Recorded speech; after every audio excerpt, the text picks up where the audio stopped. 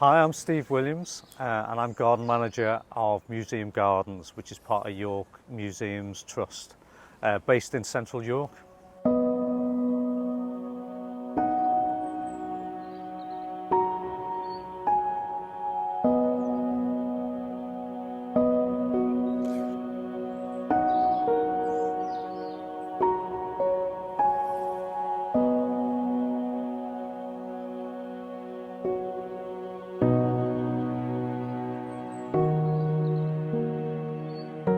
This garden, Museum Gardens, it was created in the late 1830s, and the reason it was created was because there was a group called the Yorkshire Philosophical Society, that still exists today and still have links with the garden, and they were lobbying for a parcel of land where they could build a museum and house the various things they'd collected from their grand tours and the like. They were granted this plot of land, which is really close to the River Yews, right in the centre of York. And one of the conditions was that they also created a botanical garden on this site. It was actually private, so it was a space that was used by members of the Philosophical Society.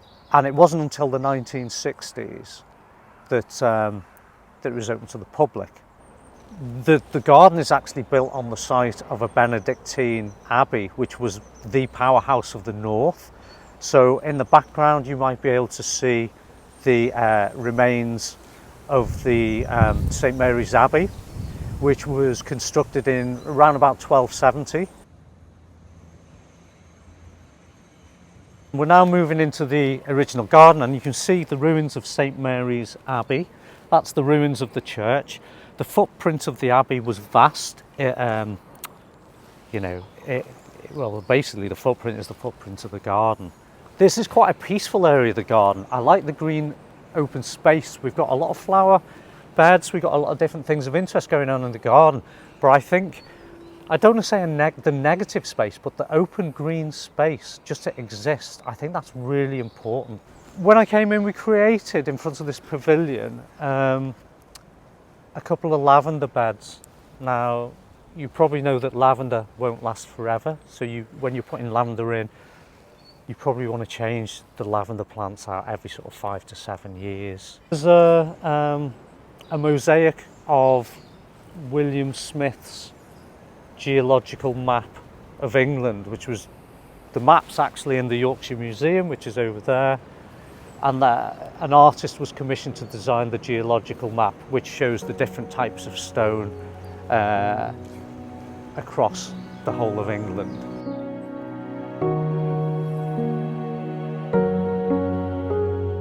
Because it's open to the public and it's right in the centre of York, it means different things to different people. I came in around about 2019 with lots of ideas, and we've made some significant changes I'm really proud of. And it's great to see the work that me and the team have put in over the last few years, a lot of hard work. We're starting to see the garden transform. We're expanding the biodiversity. We're gardening in a more environmentally friendly way. We're gardening to create habitat for wildlife.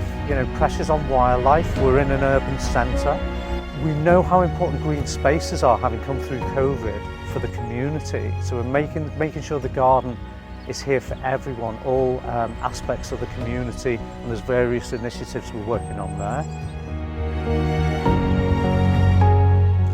So this area we're approaching is an area that we've redeveloped in the last 12 months. It's right on the riverside, right on the side of the Yews.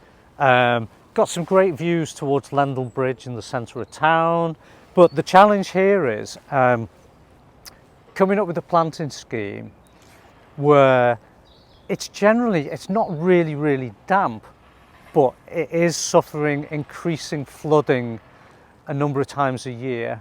But what I've done is I've planted a number of different types of primulas and some various other plants that don't mind getting their feet wet. We have a really wonderful rolling topography in this garden. So York's pretty flat, but there's a topography that kind of rolls down to the river, and the museum is set at the top of the garden, sort of overlooking a large part of the garden. I want people to be able to get up close to nature and see what we're doing and interact with wildlife. And I also want those areas which are set aside for wildlife where they can have some respite. This is an area where we've been using some of the branch fall and things like that and to create a permanent bird feeding station. You can see that we've built this dry hedge, which is a fantastic 5-star bug hotel. I keep banging on about the importance of creating habitat for invertebrates. But you know, this is a bird feeding station. It's going to be great for the birds. You know, you got the insects, you bring the birds in. We've got the big leaf mold bays and things like that.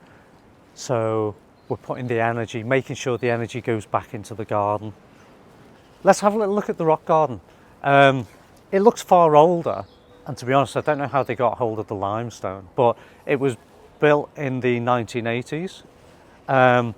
When I came in, it was completely overgrown. It wasn't really a rock garden. I'd say with rock gardens, which were very popular, I think it was Reginald Farrar, around about the 1920s, there was a big sort of rock garden boom then.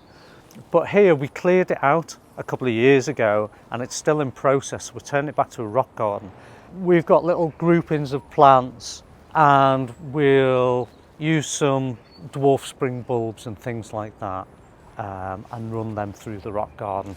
So this really does look fabulous. We've extended the season, but it looks particularly great in spring.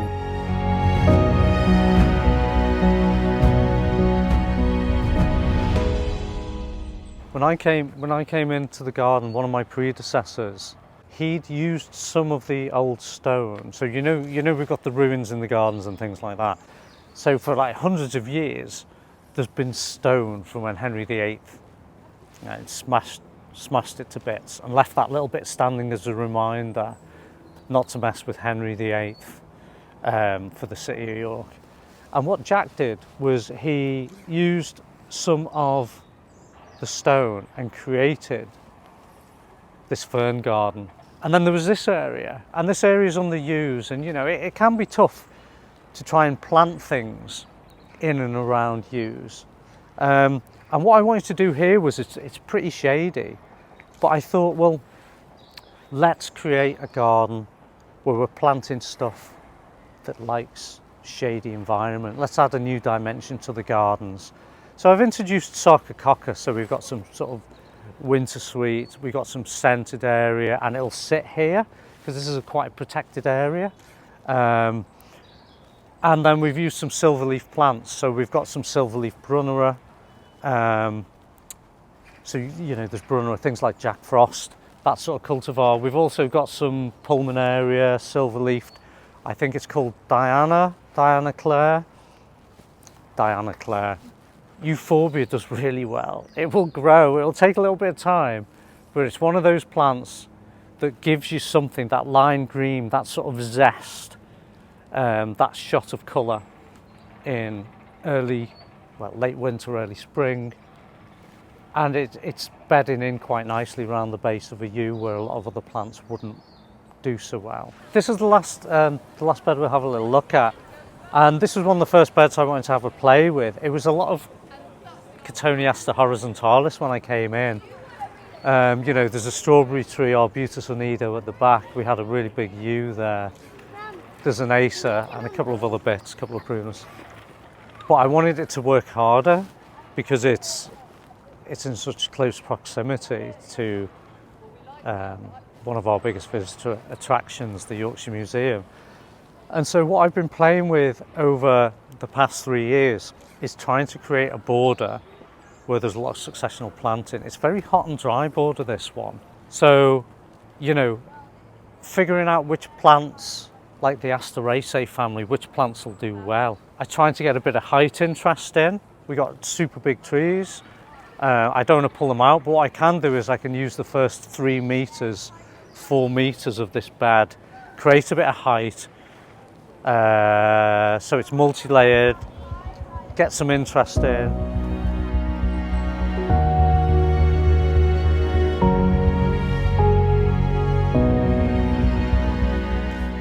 So if you're in York, come and visit, come and talk to me. If I'm around, come and talk to the team. We're a charity. And you know what it's like, we've come through COVID. Nobody's got a lot of money these days. So if anyone was interested or inspired or in a position to help, then if you'd like to go to our website and make a donation to help us continue what we're doing, that would be amazing. And the website's yorkmuseumstrust.org.uk. So thank you very much, and happy gardening. I hope you enjoyed 2024 and it's a great season for you.